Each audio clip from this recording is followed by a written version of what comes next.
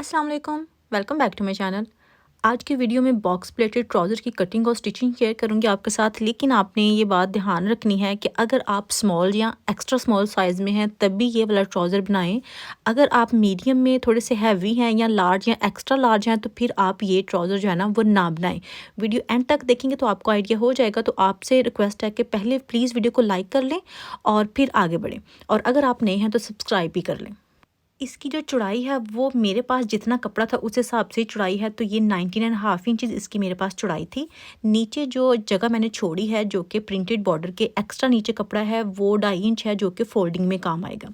मुझे ये ready trouser चाहिए 37 इंचज़, लेकिन इसको मैंने 36 इंचज़ अभी रखा है, बाकी ऊपर इसके बेल्ट लग जाएगा 1.5 इंच का। ठीक है, तो यहाँ से जो नीचे प्रिंटेड बॉर्डर है वहाँ तक 36 इंचज़ लेना है, क्योंकि नीचे वाला ऑलरेडी 2.5 इंच एक्स्ट्रा है तो वो नीचे फोल्ड हो जाएगा। ठीक है, ऊपर इसके आधा इंच सिलाई में आ जाएगा और तकरीबन 1.5 इंच का बेल्ट लग जाएगा। 37 इंचज़ के आसपास इसकी जो लेंथ है ना वो हो जाएगी।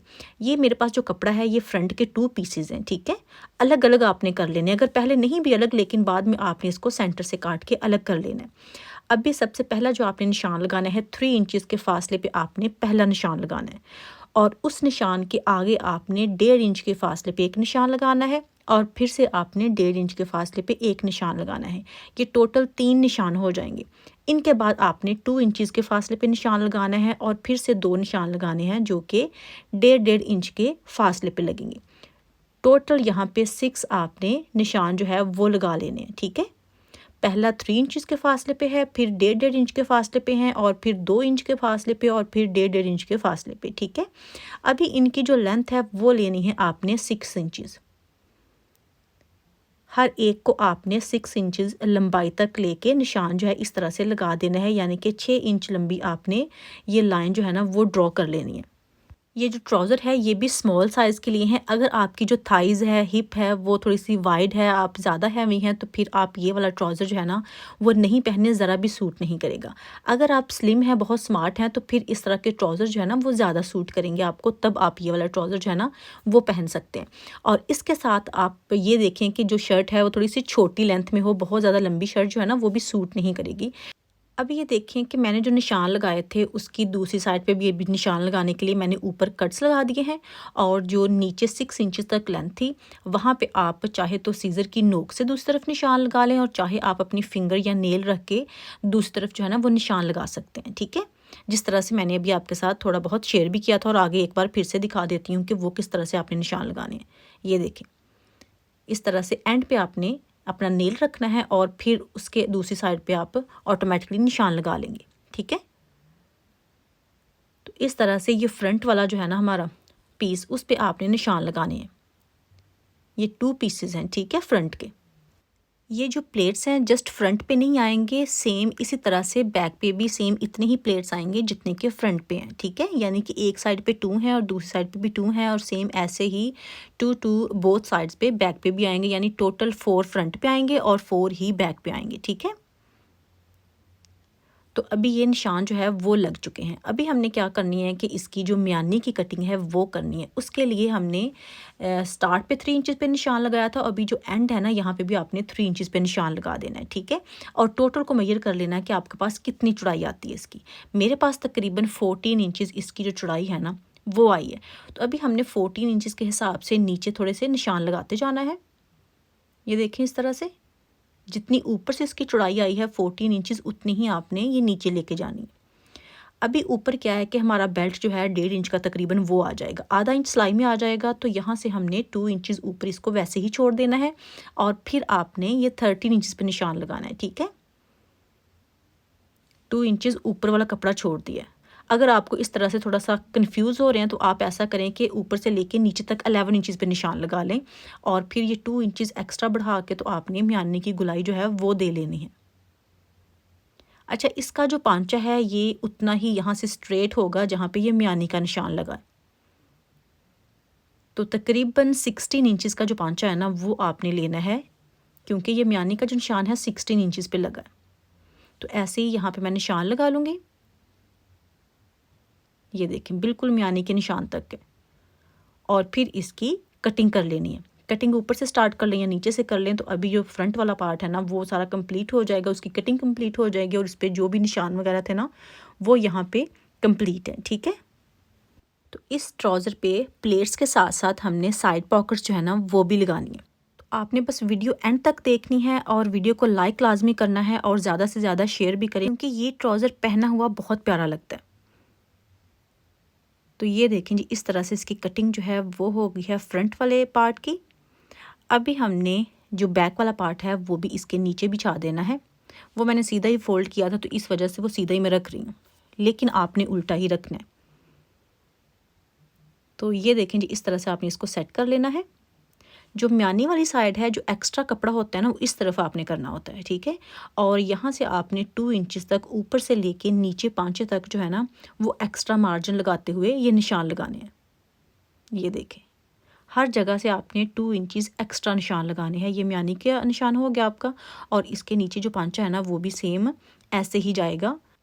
तो कटिंग इसकी हो जाएगी इस हिसाब से, यानी कि आपने 2 इंचेस जो है ना वो चौड़ा लेना है बैक वाला पार्ट।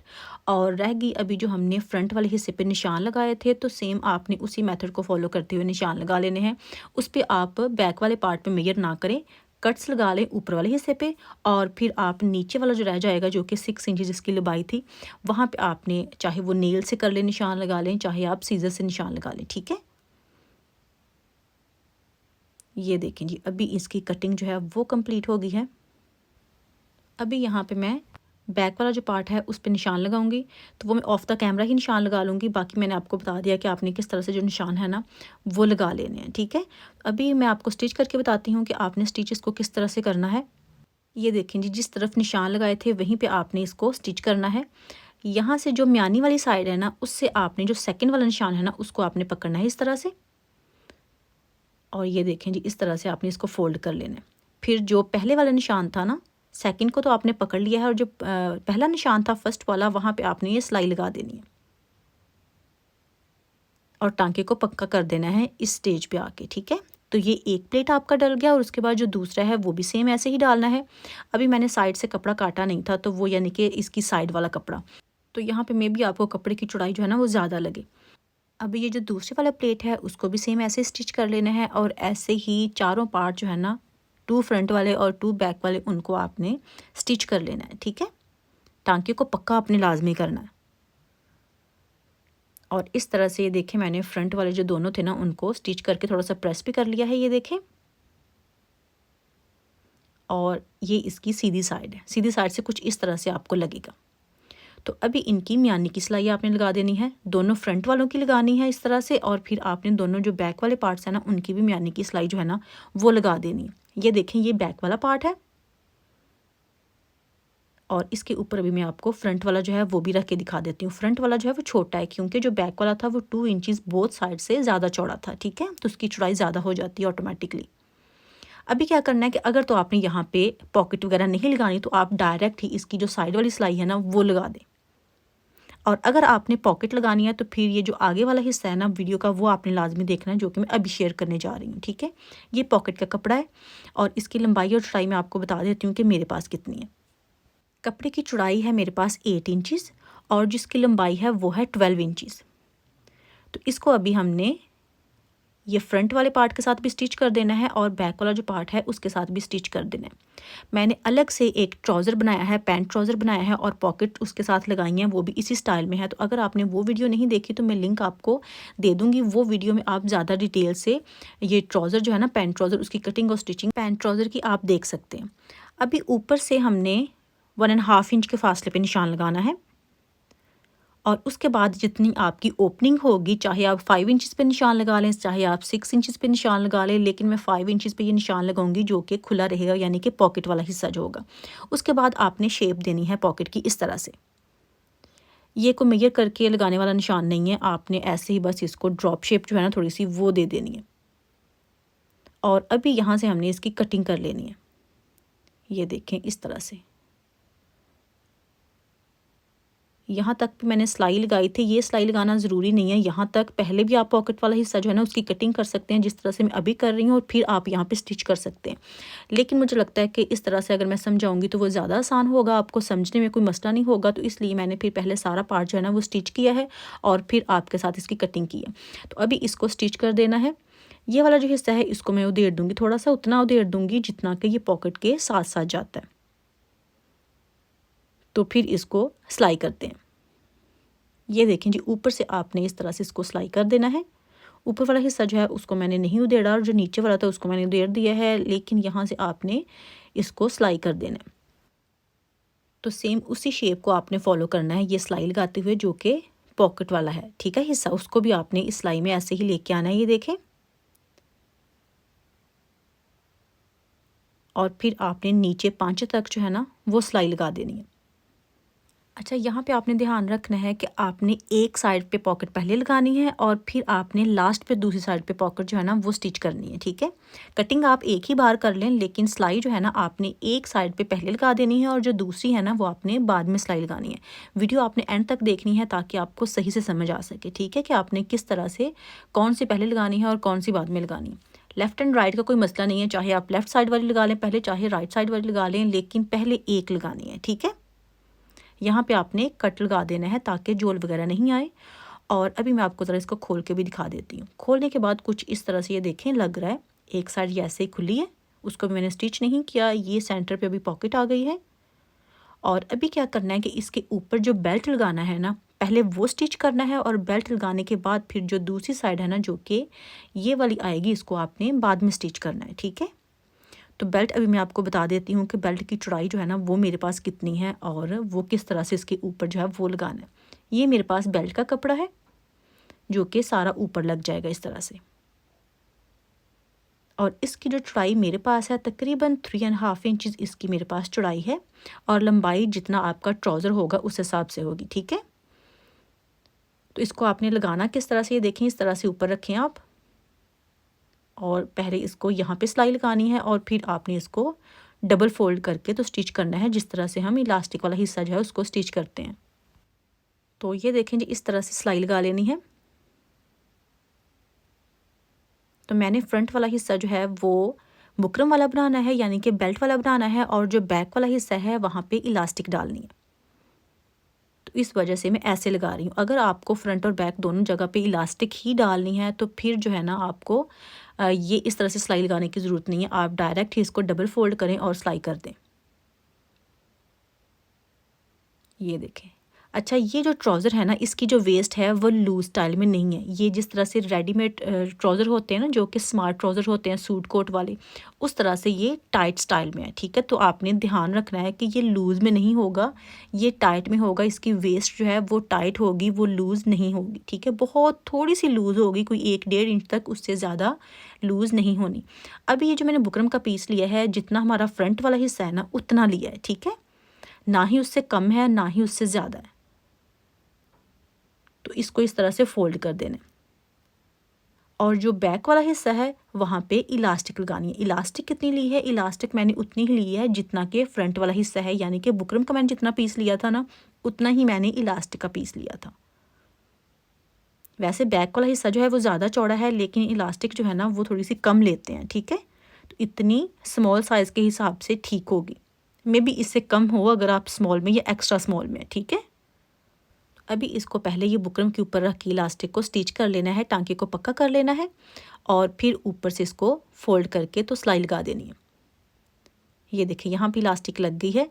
अभी आपने बुकरम वाली साइड से इसको फोल्ड करके तो सिलाई लगाते आना है। ये देखें इस तरह से, क्योंकि इसको मैंने पहले ही प्रेस कर लिया था, अभी बार बार इसको फोल्ड करने की ज़रूरत नहीं पड़ेगी, और ना ही यहाँ पे सिलाई जो है ना वो ऊपर नीचे होगी। तो फिर आप भी ऐसे करें कि पहले इसको आयरन करके जिस तरह से मैंने प्रेस किया है वैसे प्रेस कर लें, और फिर ये सिलाई जो है ना आप बाद में लगाएं।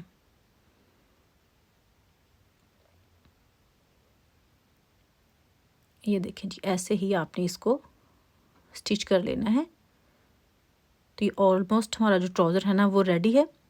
जस्ट आपने ये सिलाई लगाने के बाद इसको, जो साइड वाली सिलाई एक रह गई है ना, जो पॉकेट एक खुली है, वहाँ पे आपने सिलाई लगा देनी है। इधर से भी आप सिलाई लगा दें इलास्टिक को अंदर इसके रख के,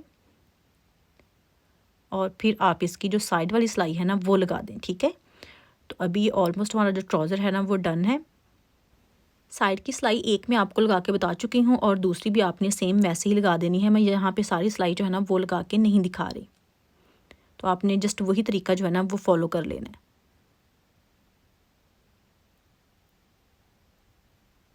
अब ये देखें जी, इस तरह से साइड वाली सिलाइयाँ जो है वो लग चुकी हैं और यहाँ से सारा रेडी है। अभी इसके पांचे की बारी आती है। पांचे का क्या करना है कि नीचे मैंने डायरेक्ट इसकी जो फिटिंग वाली सिलाई है वो नहीं लगाई, पहले इसको मैंने प्रेस कर लिया है पांचे को, जिस तरह से फोल्ड करना है। और फिर हमने क्या करना है कि इसको ये देखें इस तरह से पहले रखें,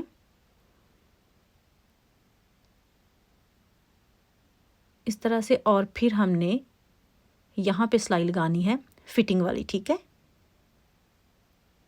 तो फिर इसको सीधा करना है, तो फिर ये होगा कि पांचा जो है ना वो नीचे से गुम में आ जाएगा थोड़ा सा। यहाँ पे सिलाई लग चुकी है, अभी हम इसको जैसे ही सीधा करेंगे, ये देखें जी इस तरह से, तो ये प्यारी सी इसकी जो फिनिशिंग है ना वो आ जाएगी। नीचे मैंने तुरपाई करनी है, आप चाहें तो सिलाई लगा लें, तो इस तरह से पांचा भी आपका तैयार हो जाएगा बहुत प्यारा सा। अभी इसकी जो फाइनल लुक है वो आप देख सकते हैं, कुछ इस तरह से है पहना हुआ। ये बहुत ही ज़बरदस्त लगता है। ऊपर से आप देखें कि बॉक्स प्लेट्स के साथ ये ट्राउज़र जो है वो रेडी हुआ है। दोनों साइड्स पे मैंने पॉकेट लगाई हुई हैं। पॉकेट्स ज़रूरी नहीं है, अगर आपने नहीं लगानी तो आप स्किप भी कर सकते हैं। इसका जो नीचे से पांचे का फ्लेयर है ना बहुत ही प्यारा है। ये प्लाजो से भी ज़्यादा अच्छा लगता है क्योंकि ये स्ट्रेट में भी आ जाता है और सिलाई करना भी बहुत आसान है क्योंकि इसको कंट्रोल करना ईजी है। जो दूसरे होते हैं फ्लेयर वाले अम्ब्रेला स्टाइल में, उसको कंट्रोल करना थोड़ा सा मुश्किल हो जाता है। अगर आप न्यू सिलाई सीख रहे हैं, बिगनर्स हैं, तो फिर थोड़ा सा हार्ड हो जाता है। ये देखें जी, पॉकेट्स भी अच्छी खासी हैं। तो यही थी मेरी आज की वीडियो। आई होप कि आपको पसंद आई होगी। अगर वीडियो थोड़ी सी भी अच्छी लगी है तो लाइक करना मत भूलिएगा, शेयर कीजिएगा और अपने कमेंट ज़रूर करना है। इंशाल्लाह फिर मुलाकात होगी। अल्लाह हाफिज़।